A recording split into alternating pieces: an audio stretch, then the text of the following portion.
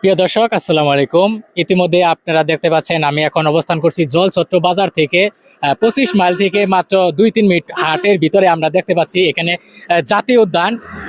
এখানে কিন্তু আমরা দেখতে পাচ্ছি এই যে আমার পাশে আমরা এতক্ষণ যে আপনাদেরকে দেখালাম যে অনেকগুলা বানর কিন্তু রাস্তার ভিতরে কিন্তু আসে।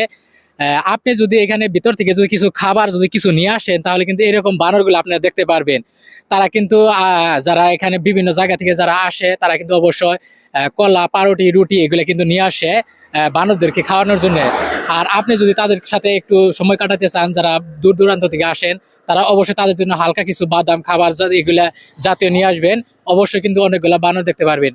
আর এখানে বিভিন্ন দূর দূরান্ত থেকে যারা আসে রাস্তা পাশে দেখা হইলে কিন্তু তারা নেমে এখানে এক নজর হইলেও তারা এই বানরগুলো দেখে।